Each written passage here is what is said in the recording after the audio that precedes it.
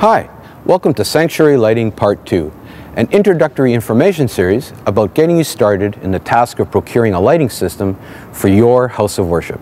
I'm Dan Tulloch, a sales representative specializing in sanctuary lighting here at Christy Lights Limited. Welcome to our second segment, Preparing a Lighting Synopsis. Here we are again at Queensway Cathedral, and we thank their technical management team for their support.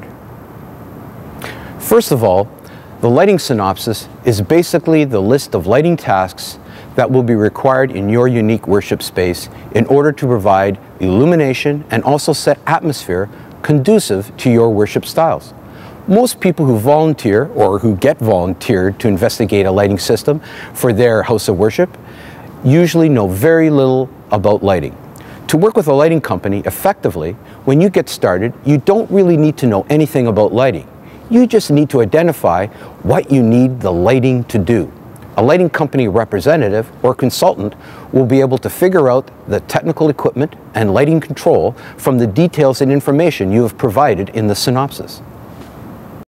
So going forward, the first thing you need to do is examine your worship service and make a list of any locations or elements you need illuminated. Make sure to include as much detail as possible about the different items when making your list. For example, usually all worship services have a sermon or message segment presented by the pastor, priest, elder, or minister. The first item on your list will be your needs when illuminating the area on the sanctuary platform where the sermon takes place. Make sure to take note of what the blocking boundaries are as well. Here are a couple of examples of two very different situations. First of all, the sermon takes place from behind the podium or pulpit, and usually the presenter remains there for the entire sermon. The pulpit is located in the center of the stage. Example 2. The sermon takes place in the center area of the stage, and the pastor is on a wireless mic and moves across the whole front of the stage area while speaking, but usually speaks most of the message from the center area. He occasionally moves down the stairs into the congregation to deliver some of his messages. From these notes, you have provided me with enough information to recommend a suitable lighting solution. In the first example, lighting the pulpit may require 2 or 3 fixtures, but lighting the area required in the second example would require more fixtures and possibly a more intricate control system. The details in your synopsis provide a basic understanding of the lighting requirements that you will need, and then the lighting consultant will be able to follow up with any questions to clarify details in order to get the perfect results in the final plan. Secondly, you would make a list of the area where other elements of your worship service take place on the platform.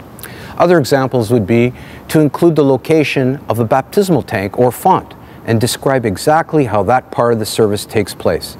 Include all other elements and features, for example, altars, communion tables, and secondary podiums for lay readers. These items need to be included in the list so the lighting consultant can get a quick overview of their requirements and then ask any appropriate questions they need to clarify their locations and size. The next part of the synopsis is describing how the musical elements are positioned on the platform. Musical elements vary immensely from church to church, denomination to denomination. Some houses of worship have musical directors who either play an instrument and sing in a praise band or conduct a choir. The lighting consultant needs to know in detail where all the musicians and performers are located. He needs to know if there is a conductor, as well as the size of the boundaries of the choir, or a loft if applicable. Every musical element is usually as unique as the church itself, so the more detailed information you can provide in your list will ensure that all the needs are addressed. Do not leave any information out.